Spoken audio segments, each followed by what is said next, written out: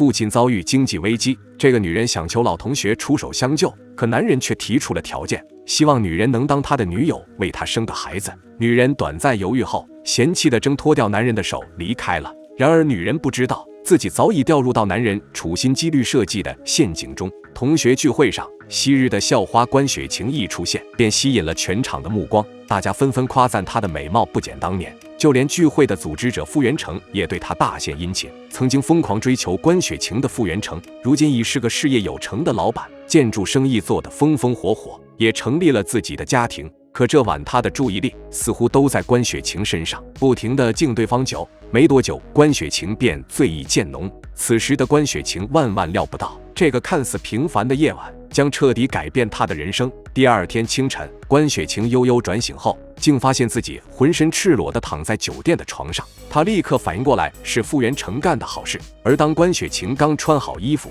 傅元成果然带着早餐推门而入，脸上还挂着春风得意的表情。关雪晴怒斥傅元成趁人之危行不轨之事，要报警告其强奸。可傅元成却委屈地辩解称，昨晚两人都喝多了，自己是酒后乱性才做出这种事，绝非有意为之。争执之中，傅元成干脆向关雪晴表达爱意，说当年心高气傲的关雪晴对他不理不睬，现在他有钱了，也有足够的资格追求关雪晴。可这话在关雪晴看来就是虎狼之词，趁人醉酒行不轨，显然是下三滥的手段。愤怒的关雪晴并不想就此罢休，可傅元成接下来的话却让他迟疑了。就算你到公安局告我，有什么用啊？对你对我都没有好处。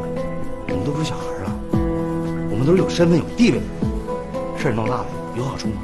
傅元成的话明显带着威胁的味道，可关雪晴听完却真的动摇了。担心名声受损的她，最终将苦水咽回了肚子里。然而关雪晴怎样都想不到，自己竟很快又跟傅元成产生了关系。关雪晴的父亲关正虎是名建材商人，生意原本是顺风顺水，但最近却遇到了一个大麻烦。前段时间，关正虎凭借关系拿到了几个大工程，然而就在他用贷款的钱大量进货后，关系户竟突然倒台，工程直接变成了泡沫，进的货也全部压在手里，无法转出。关正虎原本想凭着这个项目弥补去年的亏损，不想却进一步加重了公司的负担。关雪晴劝父亲将那批货低价出售，但材料堆积的太多，一时半会儿也消化不了，只能先偿还债务的利息。看着父亲焦头烂额的模样，关雪晴是心痛不已。如果再不想办法，父亲的公司恐怕真的要面临破产。左思右想之下，关雪晴想到了做建筑的傅元成。找到对方后，关雪晴提出了一个交易，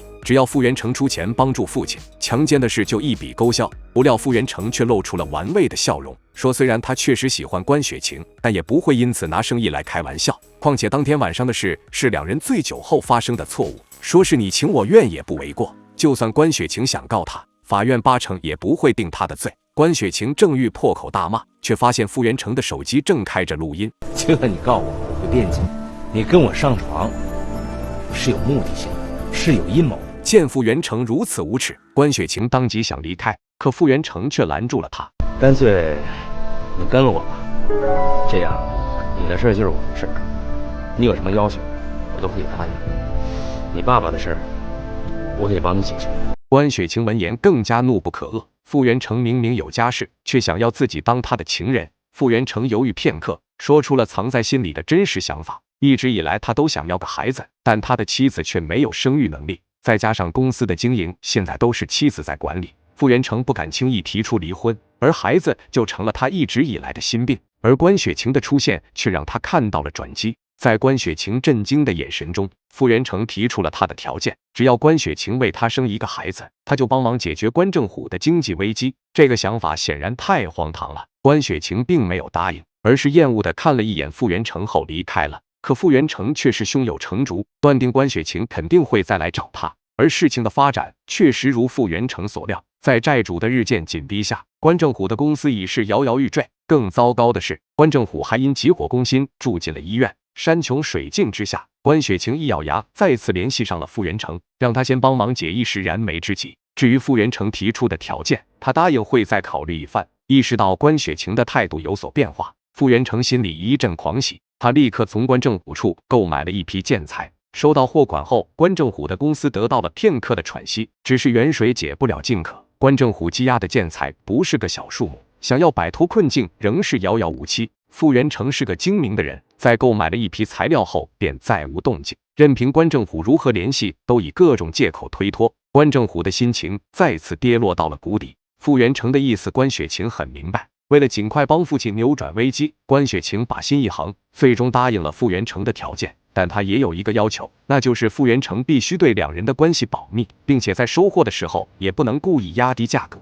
傅元成闻言爽快地答应了，承诺会隔三差五向关正虎购货。得到了傅元成的订单，关正虎精神大振，身体也很快恢复了健康。关雪晴紧绷的心情暂时放了下来，只是他还没有意识到自己已经踏入到了傅元成精心布下的陷阱中。交易开始后，关雪晴不得不按傅元成的要求履行承诺，只要傅元成有电话，他即便再不情愿也要躺到傅元成的身旁。而傅元成每次事前都会让关雪晴服用一种药丸，说是他从国外买来的药，吃下后能更快怀上孩子。而傅元成曾跟妻子商量过，将来夫妻俩会领养一个孩子，这样他以后就能光明正大的把关雪晴生的孩子带回家中。关雪晴不禁感叹傅元成老奸巨猾，此时他怎么也不会想到，在吞下药丸的那一刻，自己的人生就彻底滑入了深渊。在接下来的一段时间里，关雪晴履行着承诺，傅元成也按照约定陆续购买了关正虎的材料。关正虎大喜过望，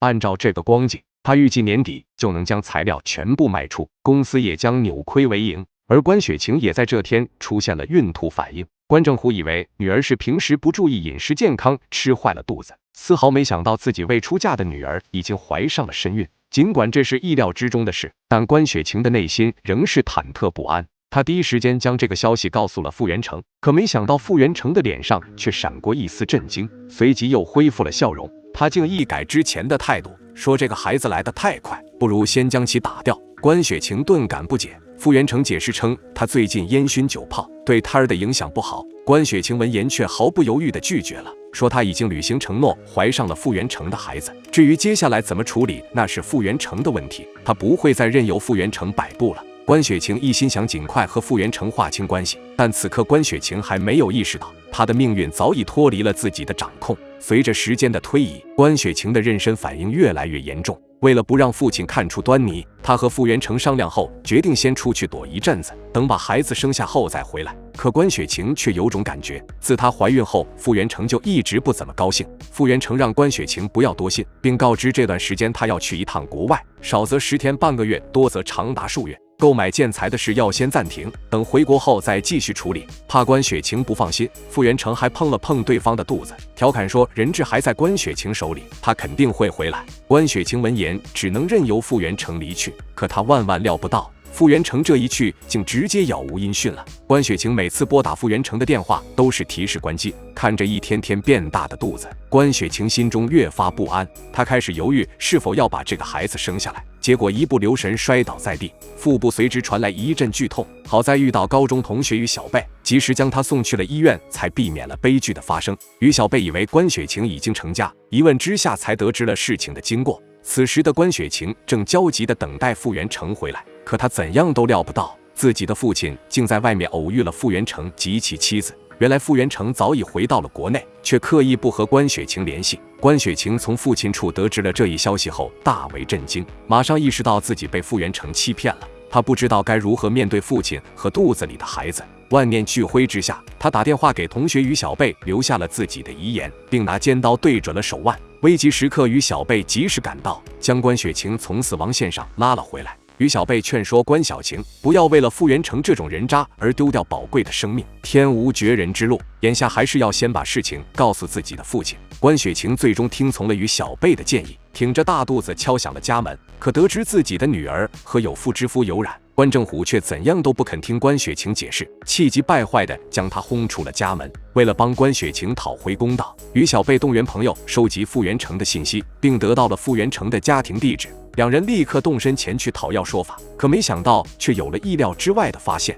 开门的人竟是傅元成的女儿。关雪晴心中一惊，当初傅元成明明说过妻子没有生育能力，竟然连这话也是谎言。她不知道傅元成到底对她隐瞒了多少，脑袋一沉，险些昏厥过去。不久后，傅元成回到家中，对关雪晴的突然到来，他颇感意外。可面对妻子的质问，傅元成却面不改色，称关雪晴只是他的同学，看上自家的钱便上门讹诈。关雪晴闻言顿时怒火中烧，将事情的详细经过说了出来。听完关雪晴的讲述，傅元成的妻子想到底下员工曾给他打过电话，说近1年采购的建材全都没有通过招标，原来里面果然藏有猫腻。傅元成急忙诱辩解称，这一切都是关雪晴设下的圈套，关雪晴将他灌醉，并给他下了套，自己是迫不得已才买了关正虎的建材。傅元成还信誓旦旦地保证，关雪晴肚子里的孩子和他没有丝毫关系。元成，太无耻了！你用什么证据可以证明这孩子是我的？这孩子就是最好的证明。你敢不敢跟我去做亲子鉴定？关雪晴很清楚孩子肯定是傅元成的，可傅元成虽然没答应做亲子鉴定，却仍肯定地表示孩子不是他的。最终，傅元成的妻子制止了争吵，决定待孩子出生后去做亲子鉴定。如果这孩子真是傅元成的，那他自然会给关雪晴一个说法；如果不是，就要告其诽谤。关雪晴闻言，只能愤愤不平地离去。他做梦都想不到，傅元成竟真的隐藏了一个更加惊人的秘密。以前嘛，我觉得你很高傲，冰清玉洁，但没想到啊，你也只是个破烂货。你告诉我，你到底有几个男人？这肚子里的孩子到底是谁的？傅元成之所以有绝对的把握断定这个孩子不是他的，原来是因为每次开房时，傅元成给关雪晴吃的根本不是什么帮助怀孕的药，而是避孕药。帮助关正虎也只是出于游戏的心态。傅元成嘲弄地表示，以前关雪晴高高在上，对他不屑一顾，如今他飞黄腾达了，就想好好欣赏关雪晴痛苦挣扎的模样。关雪晴这才意识到自己一直被傅元成玩弄于股掌之中，而于小贝听完也深感困惑，不清楚孩子到底是不是傅元成的。关雪晴却猛然想起，有一次她不小心将药丢到了床的空隙之中，怎么也捡不上来，顿时怀疑就是那一晚让她怀上了。2个月后，关雪晴生下一个男孩，并将傅元成告上了法庭。经过亲子鉴定，孩子确实是傅元成的。法院最终判处傅元成需承担孩子的所有抚养费用，但由于关雪晴与傅元成之间存在主动交易的情况，法院驳回了关雪晴控告傅元成强奸罪的请求。他的救父心切，让自己付出了惨痛的代价。而傅元成的妻子没多久便提出了离婚，并让傅元成净身出户。傅元成自以为他的计划天衣无缝，不料人算不如天算，最终落了个人财两空的下场。好了，本期内容就到这里，喜欢的欢迎长按点赞加关注，我们下期再见。